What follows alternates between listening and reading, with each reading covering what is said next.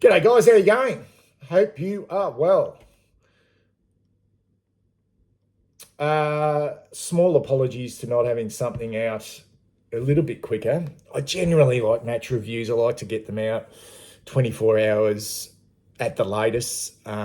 This one's a little bit later than that, but that's when you play Friday night games. You can you've got a bit of a leeway, really. You can do it on a Sunday, and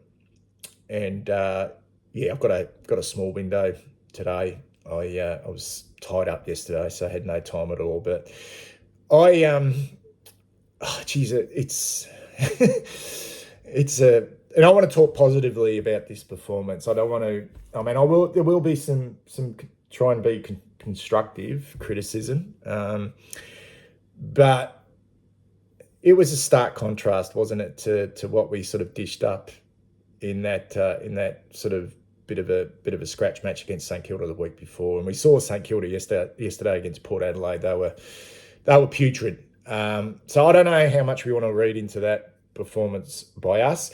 As much as, let's just put this on the table now, as how much do we want to read into this as well? Because it seems to me that some of you will ignore last week and the negatives associated to that, but will look at this in such a light, going, wow, this is us. Like, and that's okay. Look, I'm not here to rain on anyone's parade. My feeling is that this was a very, very good performance. But nothing changes for me with this group at all. We should be, whether we are or not, I've got no idea, but we should be primed to give it a real crack, because it has been, it's been a really long and steady sort of grind at times for us to get into this position. But I'm not looking at a 58-point win in February, just like I'm not looking at a couple of goal loss last week in February against St Kilda and going, this is what it's going to look like in 2025. Was this more like us than last week? Or there were signs in last week like us as well? I think you could argue that both are the case, that this was a four-quarter performance for the most part, other than a brief period in that second quarter. And there's no doubt in my mind that the Giants were just like completely off early in this game. Like that, the pressure rating was just non-existent. It was almost like they were orange witches' hats, and we just ran around them doing what we liked, and got a bit of a spray at quarter time by their coach, and came out in that second quarter and lifted their intensity, and then it became a bit of an arm wrestle for a period of time. But as the game progressed, it got a little bit ugly after halftime. I remember thinking there in the third quarter that, geez, I wouldn't mind this game just to finish now. But then we just started to run the game out really well and started to score quite easily, really, and to kick 18 goals, 16, 124 from 50 inside 50s, 58-point win, keep them to 66 points on their own ground. Really, they generally play Manuka pretty well. Can't remember the last time we played there. It was a super impressive performance in isolation. Does this essentially stack up? Will it stack up? Because we know we need to go to another level. We know whether this, given the lack of real intensity and pressure from the Giants, we would hope that we play teams like this every bloody week. And I feel like they're a little bit better than what they showed. Yeah. So how much you want to read into this, I'm not quite sure, guys. You be the decider of that. I think we're still in the mix to be finishing anywhere between, probably 6th and 10th. Given there's a few little concerns around injuries and availability and personnel and all that type of stuff. I've still got question marks on our coaching group. I've still got question marks on the makeup of this team and whether we have the right balance and the right skill set, and a few missing pieces across the different lines. But I think most clubs are probably in the same position. But I think we're just still slightly off the best. But the competition, as we know, is pretty bloody close. So I am fascinated and I am intrigued to see whether this group of ours can take that next step. And how can you be convinced that there's just no way in the wide world that you can be convinced that this group can take the next step based off a 58-point win against a team that really didn't sort of come to play, didn't really get out of second gear. But in isolation, this was a top-notch performance and a superb tune-up for opening game of the season against Richmond. I'd much prefer this, tune-up than what we witnessed against St Kilda the week before. I will say that.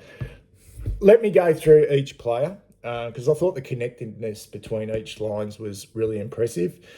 I mean, we scored 18 goals.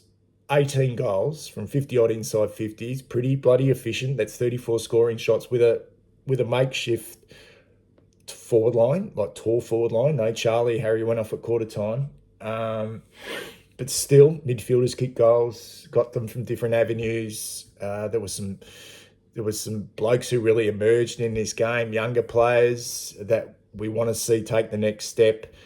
And there were the positional changes as well, which were really good. And I felt like defensively, our backs were allowed to play the game on their own terms. You know, what I mean by that is we were able to set up pretty strongly behind the ball. I just felt, Wiedering was always that anchor. It was always there because we did pretty much dominate this game forward of centre. Well, that's what it felt like anyway. And they never really got their running game going, the Giants, only for brief little periods where they got the ball out the back. So the synergy on every line was okay, in a game that never really reached great heights from a pressure point of view. All right, Jack down back. From the first look, it was a tick. It was a tick. My feeling is he'll play on the bigs. He'll play on the bigs.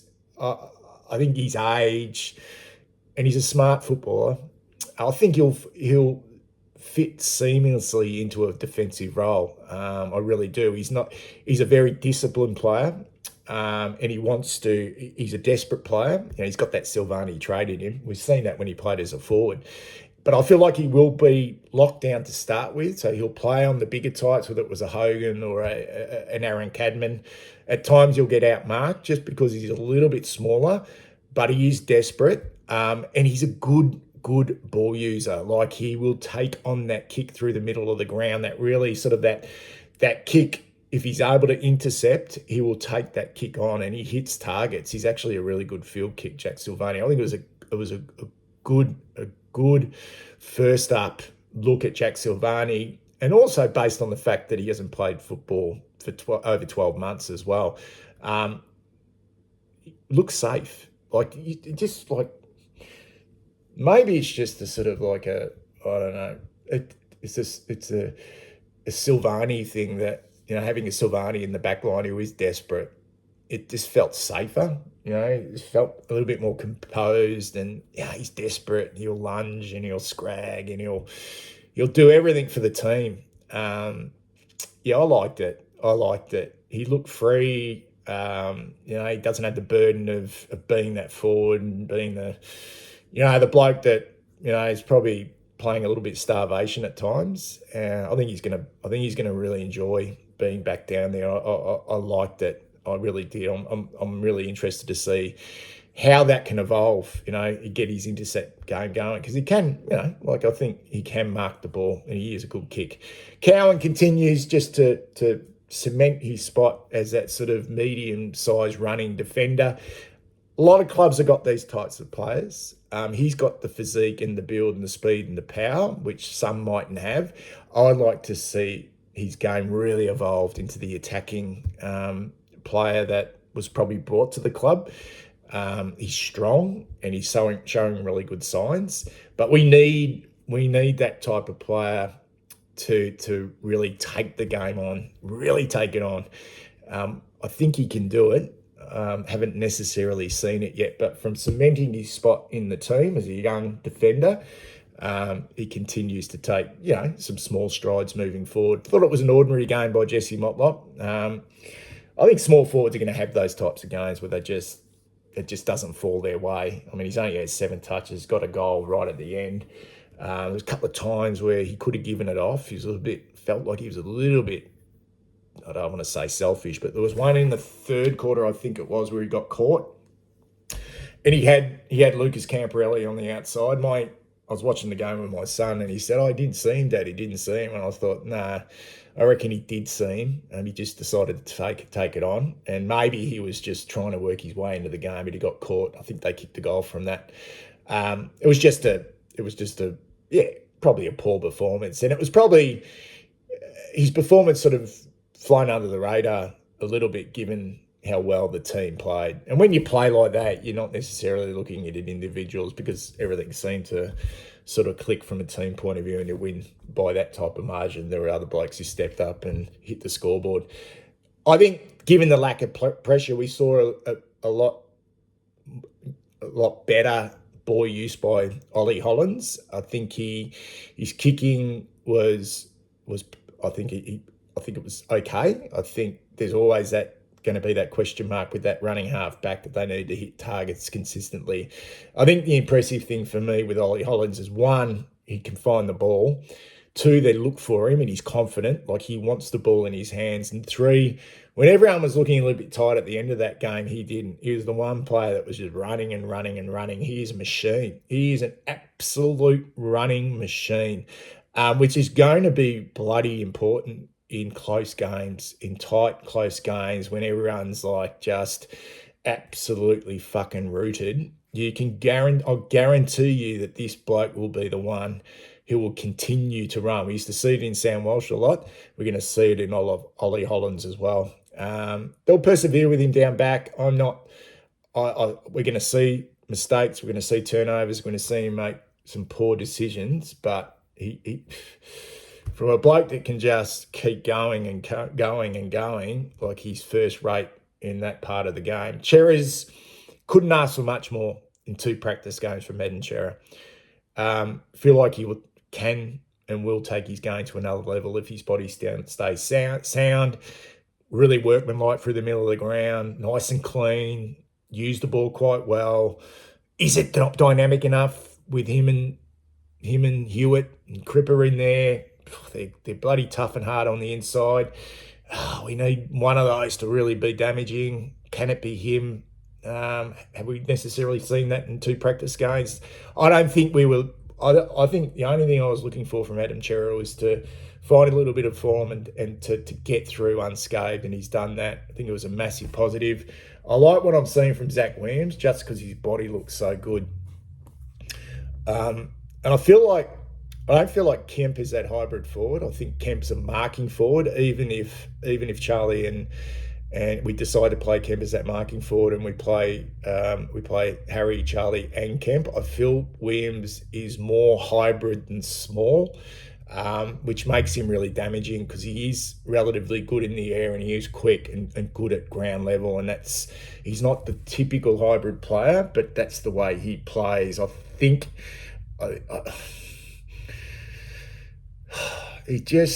it's just like we need him to just like fucking have it just because he's got the speed and he's got the class. We just need to keep his head right and need to keep his body right, because he can be so damaging. And he's another one, a bit like Adam Chera, that he's got through 2 practice games unscathed and looks super fit. Very important for us. It's not that I'm not a Lockie Fogarty fan, because I understand his importance. You don't need every bloke to be picking up 25 possessions as a forward and kicking 3 or 4 goals. I understand that he's just a team first player. How many team first players do you need that are dour and I don't know, are not highly skillful, and don't take a turn in the middle of the ground and give you something damaging, but can still use that defensive pressure? I don't know how many top teams in the comp, the really best teams in the comp, have quite a few of them. And that's my only concern with Lockie Fogarty. Plays an important role, but I'd love for someone like Lockie Fogarty be like an Alex Neil-Bullen who plays such a super important role but has a beautiful kick and can kick a goal, and it can be a little bit damaging but super, super important for the team defensively. Yeah, that's my only concern with guys like Lockie Fogarty. Are they essentially, like you look at them, are they essentially quality? Anyway, he's yeah, at the moment, that's my thoughts on Lockie Fogarty. Cripper, not necessarily second gear, but yeah, I think his 2 preseason games have been, yeah, just been solid. Not concerned at all. One of my observations, guys, I don't know if anyone else felt this way watching that game, is he was getting like fucking the raw end of the stick from the umpires, and it was a level of frustration there. And it did occur to me, and I don't really give a flying fuck about this because I couldn't give a shit if he ever won another Brownlow medal again. He's won 2. We need premierships, not Brownlow medals. But I just felt like they were overcompensating, and I don't know, they didn't want to be biased towards him. They felt like almost embarrassed because they've got a lot of stick about how much he won that Brownlow by, and they're not going to pay him any favours. That's my thought, and I thought this bloke will never win another Brownlow. And he was just getting crucified by the umpires.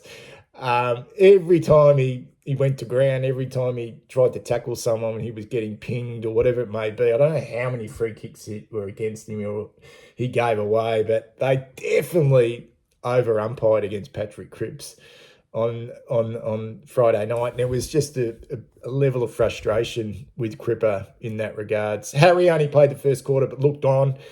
Hopefully there's nothing any sinister in him being off at quarter time. Who knows with our football club, but he looked on. Super important for us, particularly when we're dominating out of the middle. He's kind of unstoppable when we are, because that is it is our one wood at times when we are sort of kicking along to Harry when he's in that type of form. So hopefully that was just he was just being managed because he was on early in that game.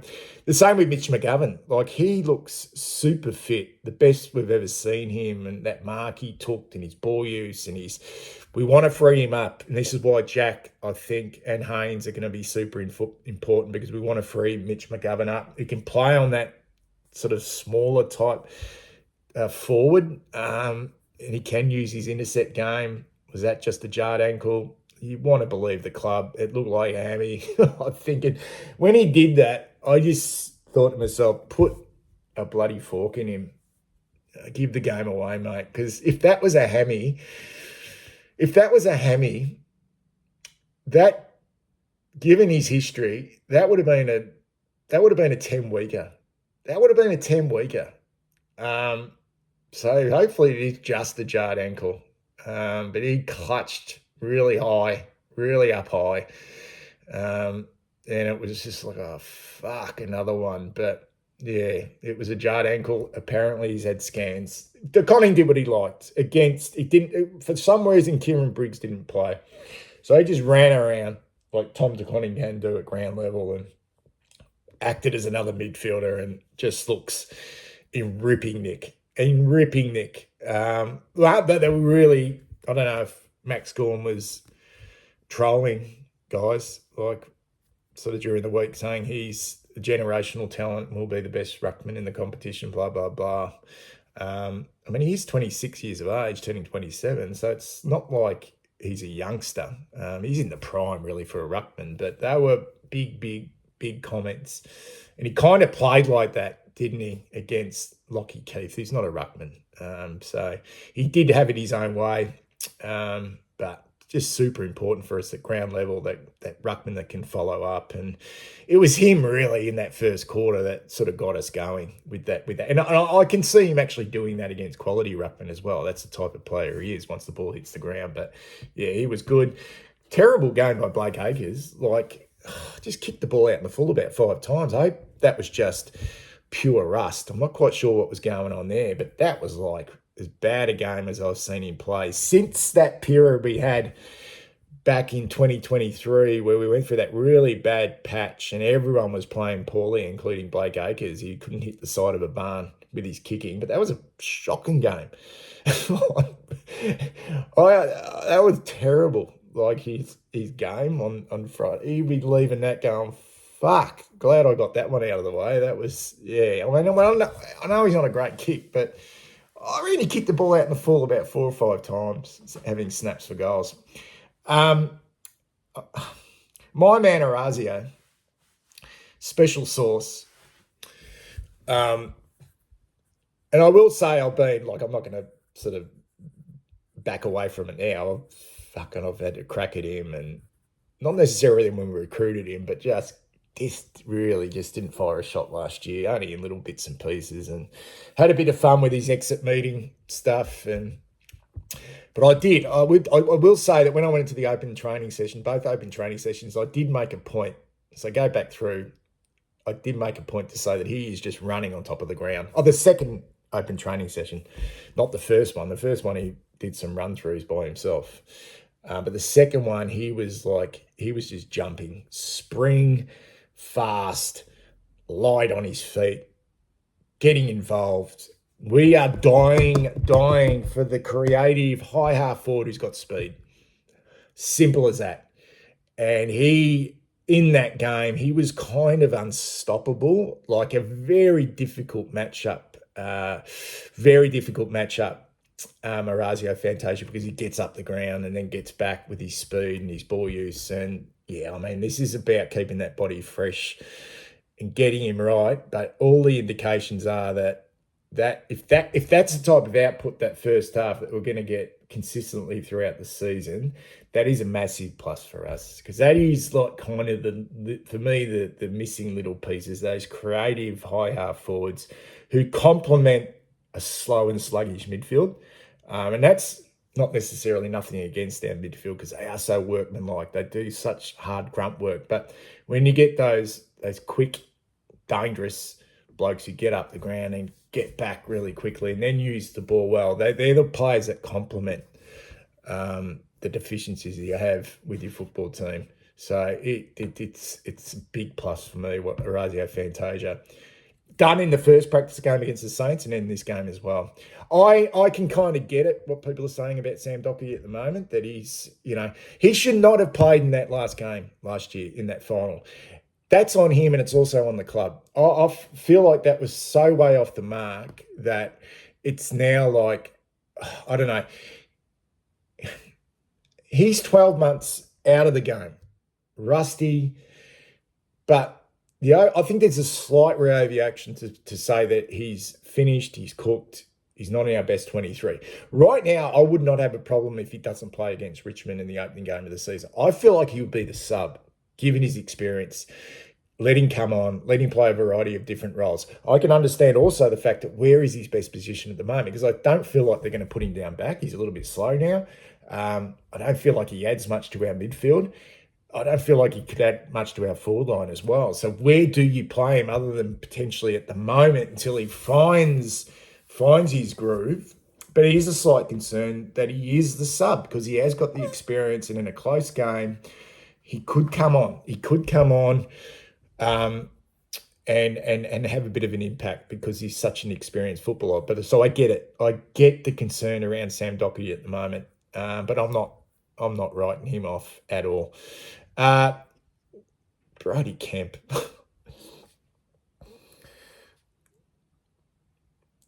I'll give myself a pat on the back end. This is very premature.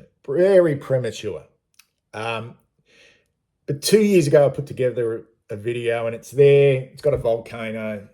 And I said that the player on our list who's ready to explode in a good way, and that was Brody Kemp.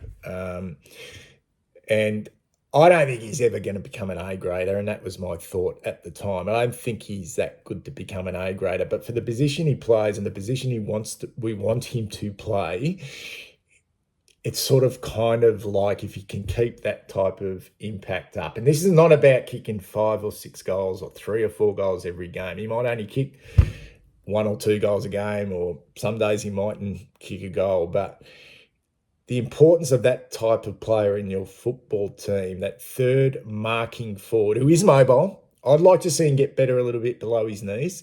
I really would. to be able to score easier goals, either on the lead, because a lot of his goals come from just freakish marks, like he just leaps. He's got great timing, he's got good courage, keeps his eyes on the ball, takes it at its highest point. I think opposition will definitely do some homework into him. He may have got under the guard a little bit. I mean, he was playing on some quality defenders on Friday night. We're talking about Sam Taylor and Jack Buckley. So he gave them a run around. But I feel like they will do their homework. They'll get a player on him who loves to body check early in the contest and not let him get that jump. But once you get Charlie and Harry back in, it becomes quite a dynamic forward line because they are all quite mobile. A very good performance and a wow performance. I spoke last week, where's the wow in our football team at times, and that was like, fuck. That was like, Jesus Christ. That is fuck. If you were watching another team and saw that, you're going, fuck, who the hell is this Brody Kemp? That's fucking super impressive, which it was. Yeah, quite good. Not quite sure what's going on with Elijah Hollins at the moment. Came on after half-time, battled when he first came on, but then I saw some things late in that game. Did the heat go out of the game that he started to get his mojo back? There are some rumours going around that there might be a few indiscretions off the field. I'm not going to get into that, but I just mentioned it because they're the rumours going around. It does feel quite surprising that he is a little bit out of favour. He is a very, very creative player. Hasn't got the speed of Orazio's, but got the ball use and he wants the ball in his hands and he's a confident player. Like he's a very confident individual. It's a bit bizarre what's going on. We're not going to know. But I felt like towards the end of the game, things started to change a little bit for him. But it'd be interesting to see whether he's in the mix. I think he's in the mix for the round one game against Richmond. Lucas Camporelli, outstanding. I think if he Jackson Binns, a third-year player destined to play wing or earmarked to play wing, and you're seeing that type of clean, precise, neat, exciting, a combination of everything from a first-year wingman who's played the position his whole life. My understanding is all through the under-18 championships, he is a winger. A lot of these draftees come in as midfielders, high half forwards, defence. They don't necessarily go, this guy is specifically, he's played his whole junior career as a winger. So he knows how to play it. He knows how to play. He found so much space. My God, his work rate was just outstanding. And his ball use was neat, good interceptions, good head on his shoulders. You're not going to expect that every week from Lucas Camporelli, but he's probably penciled in a round one game, given it's probably Richmond as well. No disrespect to the Tigers, but you'd probably like to debut him to see how he goes on the MCG in the opening game of the season based on that form. But by God, what you miss out on the really messy performance. He found the ball last week, Jackson Binns, but then you look at that and you go, okay for now, but you understand that it can't, I don't think it'll be sustained for a whole season with a Lucas Camporelli, but you go for the future. You go for the future and you go, man, this kid has got it. This kid has got it. So it was just like such a good game for 4 quarters as well. Jacob Wiedering, just the anchor. And then when you get the guys around him who you feel a lot more confident with, that's when someone like Jacob Wiedering can just take a step back. Not take a step back, but just you're not relying on him as much. Didn't do anything spectacular, but just was always there, like he was always that last man in defence. It was like a bit of a brick wall. Love Nick Haynes' game other than his ball use. I think it was a little bit off. He's come to the club as a really good kick, but, I just think he's another safe, reliable option for us. And with him and Silvani potentially and McGovern playing those types of roles, it looks a little bit better. It looks safer. It just looks safer. A very experienced customer, I thought, against his old side. The funny thing was he was outstanding because he was pretty much pushed out of the Giants in the end. which is understandable. But then you looked at the other end, and I thought Sam Taylor and Jack Buckley had really poor games, but they're better defenders than that. Hewitt, the same as Chera. Like, Hewitt is just looking super fit. He had that back injury a few years ago and getting older, but he just looks super fit, like reliable. Like, he's and this is why you need those guys, those fringy type players, those high half forwards, the wingers, who can give you the speed and can give you the class on the outside. And we've been I think I don't have a problem with Hewitt. It's whether how many of those we can run through the middle of the ground. Matthew Carroll, once again, showed his kicking looked a little bit better when he came on, showed a little bit. Playing down back, Lewis Young, I'm not going to get much into it. Played as a second ruckman, saw him forward a few times, played in defence, threw him around a bit. He's a stopgap. He's a stopgap. Is he a viable second ruckman? Probably. I mean, he's tall. He's not aggressive, but he's tall. He can play that second ruck. How you use him, I'm not convinced with Lewis Young by any stretch. But it's just going to be interesting to see the makeup of our backline, given the importance now of Nick Haynes and potentially the emergence of Silvani and McGovern down there. Where does that leave Lewis Young? Not quite sure. Cooper Lord, very good once again. Once again, though, how many of those sort of foot soldiers do you need through the middle of the ground? And he's a classic foot soldier who can find the ball, and great for the future. Great for the future. Is he great for the now? Who knows? He could really surprise us in the first half of the season. Sard, good. Got his goal, pushed forward, and played quite well. Francis Evans, don't really want to comment on his game. Felt a bit sorry for him when he came on and and he's getting a bit of what people are saying, oh, fuck, we could have done better than that. I felt a bit sorry for him. He took a while to get into it, kicked a goal. It is what it is. I know he's been at two clubs, but I can't see him playing in the first game of the year at the moment. But, good on him. I hope it goes well for him. And Matthew Cottrell, workmanlike performance as that defensive forward. I thought it was probably a positive step for Matthew Cottrell, 16 games. 16 games, how good am I going? 16 disposals and a nice goal. He really hit that front and square and plays quite a important role for us. But I sort of see him in the same bracket as a Lockie Fogarty, sort of defensive forward, how many of those you need. And you really want him to impact the scoreboard as well. Anyway, that's 32 minutes, guys. That's probably too long. I'll speak soon.